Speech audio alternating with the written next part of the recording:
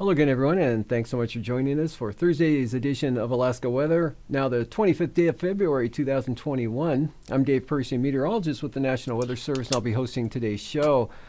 Hazardous weather graphic. We've got red all along the Arctic coast there. That's due to a wind chill warning that continues to influence the area up there, and that remains out until 6 p.m. Friday, so tonight through tomorrow. And that's for wind chills to 65 degrees below zero due to east winds gusting to about 30 miles an hour at times. And in the central interior, that's a winter weather advisory out for the central interior, Tanana, into the Denali Park area there north of the Alaska Range, but not into the Fairbanks area and not into the northern Kuskokwim Valley as well. But that zone there, looking for 4 to 7 inches of snow. And that doesn't kick into effect until 3 p.m. tomorrow afternoon, and then that extends through tomorrow night to 3 p.m. Saturday, so that's a little farther out. But looking for 4 to 7 inches of snow during that time frame, in that 24-hour period there. And the heaviest amounts are expected to be near Lake Minchumina. And for the northwest coast and the north side of the Seward Peninsula there, Shishmaref, that's a wind chill advisory that's out until 6 p.m. Tomorrow night for wind chills to 40 or 55 degrees below zero with winds gusting to 55 miles per hour. Same thing for St. Lawrence Island, but that wind chill advisory for St. Lawrence Island, Bering Strait coast, that ends at 6 p.m. this evening.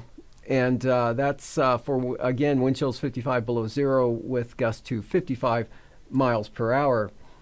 Or actually, that's out for tonight. It doesn't end at 6 p.m. this evening. That's out all night tonight until 6 a.m. Friday morning. And moving on to satellite imagery, you can see quite a fetch of moisture streaming northeastward there. That band coming from off the picture up across central Aleutians and then in over the southeast Bering Sea, St. Paul, streaming into the Bristol Bay area. And that all being ushered up by a good southwest jet that's between low pressure over the western and southwest Bering Sea and ridging there over the northeast Pacific, the center of which is also just a little bit off the map there. And that's going to pull that moisture right up into the interior, and you can see areas of clouds there shifting eastward from around Fairbanks, the Alaska Range, into the eastern areas.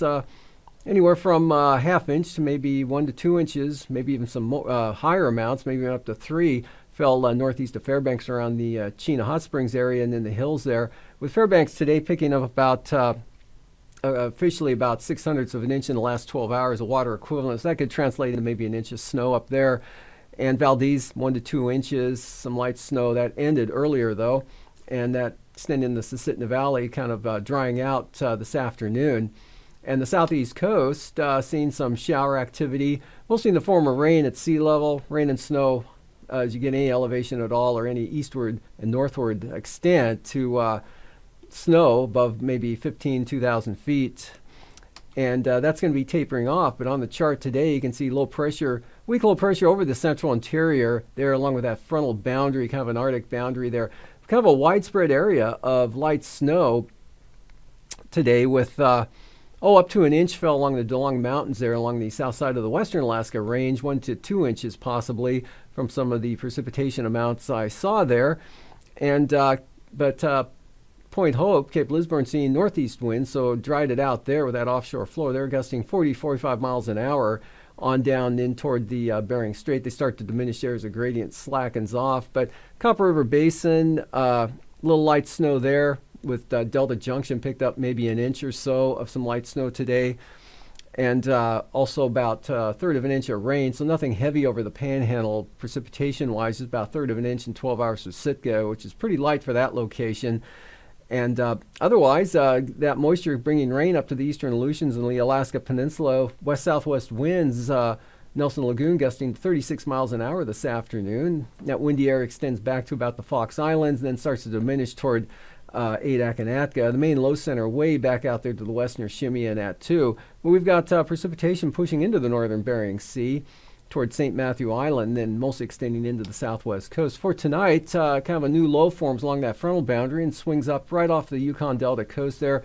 And they'll be continue to bring the warmer air with it, so look for mixed rain and snow, warming temperatures, especially Bristol Bay probably changing to not all rain, and snow chances continue. Cook Inlet, Kenai Peninsula, but having a tough time getting into Prince William Sound or the central eastern Copper River Basin or the upper Tanana Valley 40-mile country, but some light snow showers will probably extend from all the way up to maybe Eagle or so, but that'll be quite light. It'll be a little heavier back toward the Kuskokwim Valley and central interior where the advisory's out, but that heavier snow there doesn't kick in until tomorrow afternoon. Otherwise, showers diminish over the southeast coast and dry and still a little on the cold side there for the Arctic coast, North Slope, and northern interior, and unsettled with low pressure hanging back toward the western Aleutians. Several troughs rotating around that bring surges of moisture, light moisture of varying types there to the area. And then for Friday, that low pulls eastward a little bit there, and the one along the coast kind of deepens. So areas of snow, southwest interior mixed with rain along the southwest coast into northeast Bristol Bay.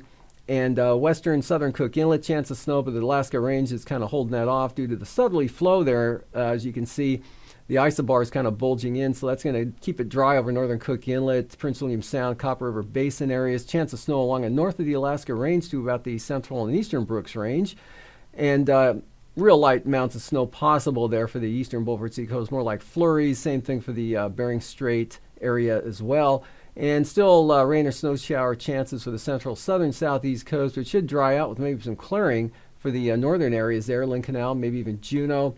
And Yakutat could see some sun tomorrow as over to Yakutat in the central and eastern Copper River Basin. Should be mostly cloudy, though, Prince William Sound into the Matanuska and Susitna Valley on up into till you get to about, Cantwell there, and you may start to pick up a little bit of light snow as you get in toward the Alaska Range. Anyway, for Saturday, low pressure now, pretty large low, moves up, centers itself near Montague Island there, and really the track of that low will depend how much snow areas of south central get due to the wind flow around it. So look for a pretty good chance of snow, Kenai Peninsula and northern Cook Inlet in the valleys, and that'll circulate moisture back to the west and northwest into the central interior, and Tanana Valley, 40-mile country, all the way up to the Yukon River across the flats there. We'll see some light snow. And wind and rain, heavy at times, sea level areas of the Panhandle, mixture of precipitation as you head inland and gain some elevation. Ridging out over the Bering Sea, not too bad. A couple of troughs there might drop some snow showers into the Pribilofs late in the day. Snow showers a little colder for the Alaska Peninsula and breezy for the northern Bering Sea. Windier, though, north of the Bering Strait. Then that intense front pushes rain, moderate to heavy amounts with storm force winds. 50 knots coming into Chimay-Attu as far east as Kiska by late afternoon on Saturday. Could see at least high-end gales there, but break over Adak and Atka with that ridging. And for lows tonight, mid-20s northern Panhandle to lower to mid-30s over the central and southern southeast coast. Otherwise, we've got near zero for the Copper River Basin, lower 20s for Cook Inlet to lower 30s down over Kachemak Bay to mid-teens in the Susitna Valley, Kodiak mid-30s, in the lower 30s Bristol Bay, and up in the interior just a little below zero there for the Fairbanks area and Tanana, 15 to 25 below though for the northern interior to maybe 40 to 42 below there for the North Slope, and then 30 to 40 below for the Arctic coast. And in the minus 20s for the Seward Peninsula, minus 18 St. Lawrence Island, but 31 for the Pribilofs, lower 30s central Aleutians. And the afternoon highs, near 40 for the Homer area, lower 40s Kodiak Island, and mid-30s there northern Panhandle to lower 40s along the coast and to the south, near 20 in the Copper River Basin, up near 30 even in the Matanuska-Susitna Valley, and lower 40s northeast Bristol Bay. Tanana Valley staying in the teens, but mid-20s into the Alaska Range there in the windy areas, staying below zero roughly from the Yukon Flats to the Kobuk Valley northward to the Arctic coast, and then down into the northern Bering Sea, St. Lawrence Island. Single numbers for the Yukon Delta coast, mid-30s for the Pribilofs, and highs in the lower 40s there for the eastern Aleutians, and cooling off as you head west, mid-30s towards Chimay-Attu. And for lows Saturday morning, lows in the upper 30s for Kodiak Island, as well as areas of the southeast coast there. Otherwise, mid-20s, south central Alaska, Susitna Valley, mid-teens for the Copper River Basin, that's above zero, and 20s, upper 20s, northeast Bristol Bay. And Fairbanks, central interior, right around 0 degree isotherm, cutting right across the Tanana Valley to the north, anywhere from 20 to 30 below in the Brooks Range to 30 to 40 below from the north slope to the Arctic coast, 15 below St. Lawrence Island. And single numbers, Yukon Delta coast and into the Kuskokwim Valley. 24 though for the Pribilofs, lower 40s or lower 30s for the Aleutians. And now, aviation weather around Alaska. First line weather graphic tomorrow. IFR and some bands there from southwest coast, Yukon Delta coast, St. Matthew Island, another one south of the Pribilofs, and toward the Atka Island area, and then eastward along the south coasts of Unmak and Unalaska Island, south coast of the Alaska Peninsula, covering Bristol Bay in the northeast, and then a band up across the Kuskokwim Valley into the right up into the Fairbanks area, and almost over to the Yukon River up there, but just west of Eagle. Marginal VFR though north across the Eastern Brooks Range. North Slope and Arctic Coast not too bad. A little bit of marginal VFR on the west side.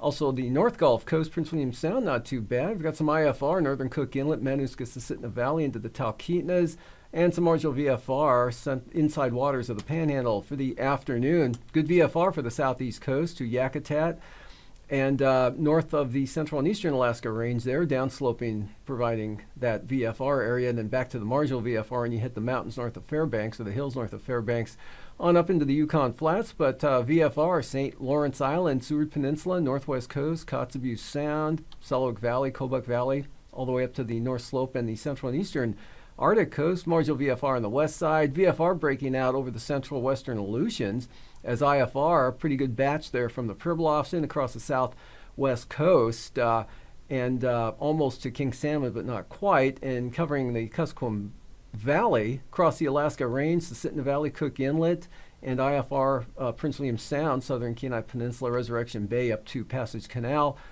and northern Kodiak Island, Fognak Island into the Kamishak Bay area, VFR.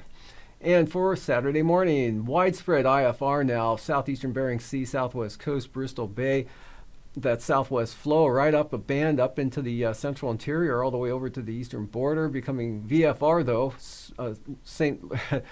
Mars over St. Lawrence Island, VFR, Norton Sound, Seward Peninsula, northwest coast, Brooks Range, most of the Arctic coast and North Slope is the marginal VFR, central and western, Beaufort Sea coastline, Gulf of Alaska, solid IFR, North Gulf Coast, in across most of the Panhandle.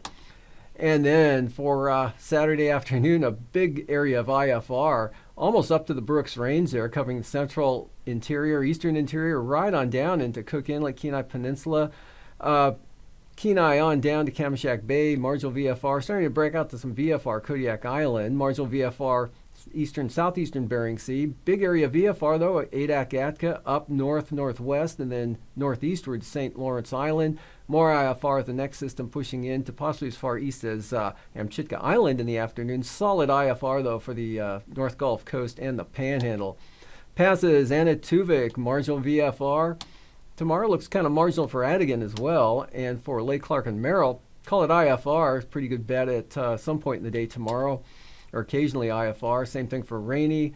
Expect IFR through that pass. Windy, same forecast, but a little bit better as you head east there. Isabel, marginal VFR, and probably VFR on the northern entrance. Same pattern for Mentasta, marginal VFR north side. And for Tanita, IFR maybe on the western entrance, otherwise marginal VFR out the east side. And Portage, mostly IFR. Chilkoot and White, though, pretty good, VFR. Freezing levels, got a gradient here across the Bristol Bay area to Kodiak Island, 2,000 to 6,000 feet there.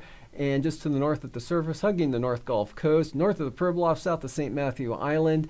And for icing, all that moisture coming up in that good southwest flow, areas of considerable moderate coming into the Togiak Bay area, Kuskokwim Bay to Nunivak Island, and then a band of diminishing icing potential, but extending all the way up to the Yukon Flats there. Not much getting across the Alaska Range yet. Kodiak Island, a threat of icing, and the jet stream, that strong southwest flow, 150 knots there. Eastern Aleutians turn westerly, 110 to 130 knots across southern Alaska, turning northwest at 115 to 20 knots across the Panhandle, pulling that moisture and warmer air northward and then eastward. And at 9,000 feet, 65 knots southwest winds, Alaska Peninsula, west-northwest 45 for the Panhandle, and into the central interior there, just north of the Alaska Range, but pretty light along that trough axis, and then turning light easterly north slope. And 3,000 feet, about the same pattern. Turbulence, moderate chop, Kenai Peninsula, Kodiak Island, all the way to the eastern Aleutians and along the central and western Alaska range. Also for the western or the DeLong Mountains there to Cape Lisburne, Point Hope, maybe the Bering Strait and the west central Aleutians. Mercury spotters, rejoice! Our tiniest planet is at the Great Western Elongation next week on March 6th. Because Mercury orbits closer to the sun than us, it can be tough to spot it zipping back and forth around our nearest star. But we're stargazers, and we're here to help. First, on February 26th, Mercury is going to hit the highest point in the sky, but it's still low at about 12 degrees. 1 fist high is about 10 degrees. Head out before sunrise and find a spot without obstruction of the horizon. Just before sunrise, keep a sharp eye out for a tiny speck of light. That is sun-soaked Mercury. Next week, on March 6th, Merc hits the western elongation, the edge of its orbit from our perspective. So if you watch Mercury all week, you'll also see Jupiter and Saturn clustered all together. What a way to start the day, am I right? Keep looking up, or sideways, or both.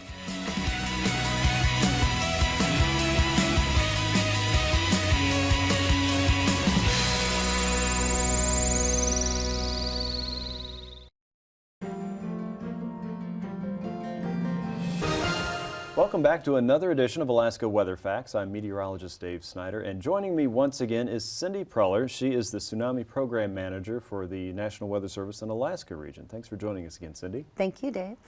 We're talking about tsunami awareness and safety here in Alaska especially, and one of the things that has been one of your main focuses is the Tsunami Ready program. What is that, and how do Alaskans find out more? Awesome. Yeah, Tsunami Ready is a National Weather Service hosted program in partnership with Storm Ready. Okay.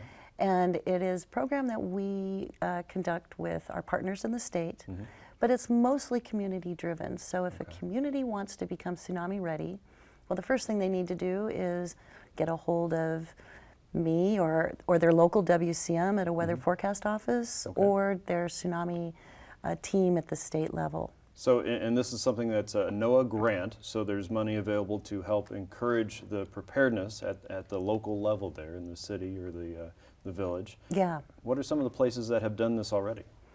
Oh, our oldest tsunami ready city is Seward, Good. you know, but also Sitka, Homer, Valdez are the, you know, the main players, but we've got several tsunami ready communities that I'm very proud of. It takes several years to accomplish this.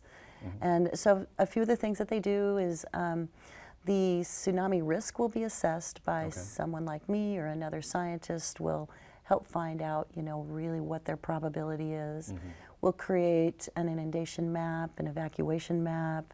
They'll have a mitigation plan. We will set up some partnerships with the schools, make an evacuation shelter, and then they need to practice. But it is the city that owns the program, really. It's up to them. And many cities would like to have sirens, and so we help them get those, and, you know, and they practice, they have to practice. Sure. So let's say I'm driving into a place like Seward that's tsunami ready. What are some of the things I should look for as maybe a visitor so I know maybe where I need to go or can be more aware of my tsunami risk? Absolutely. The tsunami ready signage is really blatant. It's this, you know, blue and white curling wave sign, and there's different shapes of signs that'll show you if you are in the hazard zone or where the evacuation routes are and when you're out of shelter. Okay. So this is a multi-step process that helps the residents be more aware of their own risk, but then also prepare for when that risk arrives. Absolutely, absolutely. And, you know, many communities sound their sirens daily, some sound them weekly, you know, to make sure everybody knows what they mean. And there's often drills. We have an annual drill once a year. We have Tsunami Awareness Preparedness Week, and that's a good time for each community to do some exercising. Okay. And is this a program that is unique to Alaska? Absolutely not. It's national. Okay. And all over the country, you'll have the same signage, so it's consistent. Good. So if I'm taking the kids to California, I should be able to see something familiar. Absolutely. Absolutely. And, you know, some communities hesitate because they think it'll discourage tourism. And so I would like to tell those communities that what they're actually doing is they're encouraging responsibility. Sure. The tsunami's going to happen. Right. And it's going to hit every coastline.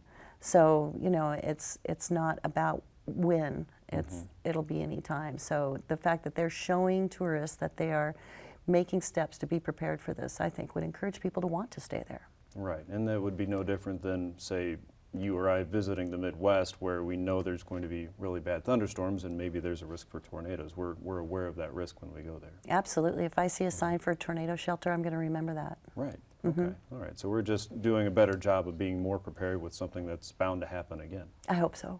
Okay. Very good. Where can people go again to learn more about the Tsunami Ready program here in Alaska? Well, one, there is a Tsunami Ready website. So, just Tsunami Ready, Google and that'll Tsunami get you Ready. there. Okay.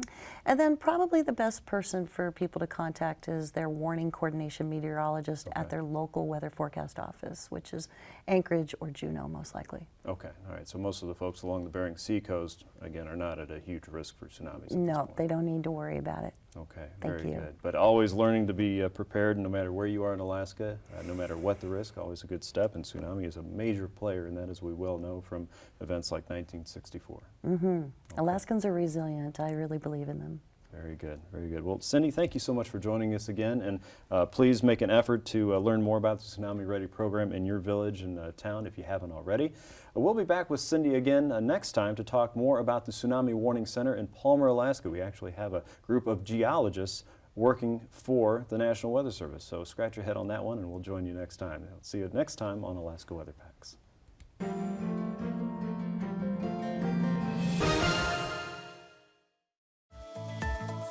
And now, marine weather around Alaska. Looking at the marine forecast here, northwest 30 knots along the southeast coast, seas 17 to 20 feet. Northwest 25 there, extreme north coast, seas a little less. And Lynn Canal, north 25 knots for small craft advisories. Stevens Passage just 15 knots from the north, and northwest 20 for Clarence Strait with 8-foot seas. And then moving on to the outlook for Saturday, south winds 20 knots for Clarence Strait, and small craft advisories along the outer coastline of the Panhandle there, 25 knots for the north coast, seas at about 14 feet, 30 knots from the southwest on the south coast, seas 14 to 16 feet, and for Clarence Strait, 20 knots from the south, 25 knots there for Stevens Passage, and 20 knots for Lynn Canal, all from the south, seas 4 to 5 feet. And northern Cook Inlet tomorrow, light northeast winds at 10 knots, picking up to about 20 knots north of the Forelands. Then southeast 30 for Kamishak Bay, seas at about 9 feet. Barren Island small craft advisory winds from the southwest at 25. And southwest 20 western North Gulf Coast. And lighter winds from the eastern North Gulf Coast tomorrow, just west at 20. And east 15 for Prince William Sound. And for Saturday, east winds 20 knots for the Sound there with 4-foot seas. Small craft advisories North Gulf Coast. Southeast winds 25 to 30 knots, 10-foot seas. And southwest 30 knots for the Barren Islands with 10-foot seas. And for Kamishak Bay, small craft advisories northeast at 25. And Cook Inlet, northerlies at 15 to 20 knots with seas at 5 feet south of the Forelands. And for Kodiak Island tomorrow, small craft advisories southwest 25 to 30 knots, 9 to 12-foot seas. And then the Alaska Peninsula south winds at 25 knots with 9 to 14-foot seas, and 20 knots from the south for Bristol Bay, seas at about 6 feet. And then for Saturday, gale warnings there along the south coast of the Alaska Peninsula, 35 knots from Cape Sarachiff to Castle Cape to Sitginak, west 40 knots, and then southwest 40 knots up the east side of Kodiak Island, southwest 35 for Shelikof Strait, Bristol Bay, west at 30. And then for the western Aleutian, Shimia to Kiska, west 30 knots tomorrow, southwest 25 for Amchitka Island, Adak and Atka, west southwest 20 to 25 knots. And the Fox Islands, small craft advisories, west southwesterlies 15 to 25, seas running 9 to 15 feet. And for Saturday, gale warnings for the Fox Islands, except the north side of the Unalaska Island, will be west 30 knots, but generally west 30 to 35 knots, seas as high as 17 feet. Gale warnings Adak and Atka, west 35, dropping a little bit under some ridging toward Amchitka, 25 or 30 knots, but then storm force winds coming in, at least pushing in toward Kiska from Shimia and Attu from the south at 50 knots with that intense cold front. And then for the southwest coast, Kuskokwim Delta coastline, southeast 25 knots, northeast 25, Yukon Delta, north 25, St. Lawrence Island, northeast 25, St. Matthew Island, west 25 for the Pribilofs. And then for Saturday, northwest 25 for St. Paul, St. George, And the southwest coast, northwest 25 knots, north 25 St. Matthew Island, and a little tad stronger there, for St. Lawrence Island, north 30, St. Matthew Island, north 25. And for the eastern central Beaufort Sea coast tomorrow, northwest at 10, a little stronger, west 15 toward demarcation point, northeast 20 on the west side, from Wales to Cape Thompson, north 25, Cape Thompson, Cape Beaufort, northeast at 30. And brisk wind advisories continue from Cape Beaufort to Wales for northerlies 25 to 30 knots. Western Arctic coast, north coast or central coast, north at 15, northeast 15 for the east side, and then east at about 20 for Kaktovik, Barter Island area. And for tonight, high pressure in from Mackenzie River Delta along the ridging across the eastern Arctic coast, another center there near Point Barrow, and that leads into another center there over the Russian Far East. To the south of that, low pressure coming into the southwest coast, and good southwest flow along and ahead of that frontal boundary, bringing more moisture in, so continued chance of snow. Cook Inlet into the interior Cuscombe Valley, all the way up to the Yukon River there, Eagle a little bit to the north, but that'll be very light. Snow showers and rain and snow showers, or precipitation tends to diminish over the northern Panhandle and the north coast, and very unsettled with that low over the western Bering Sea just north of Attu Island. And for Friday, snow southwest interior into the central areas, and dry for the eastern North Gulf Coast, and then big storm comes into the western Aleutians for Saturday afternoon, and a pretty widespread area, low pressure centered near Montague Island, will bring areas of snow across much of central and southeast Alaska.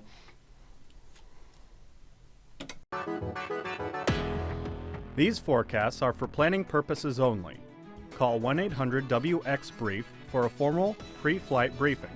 Always file a flight plan before you go flying. The U.S. Coast Guard Auxiliary urges you to leave a float plan with a friend or the harbor master before you go boating.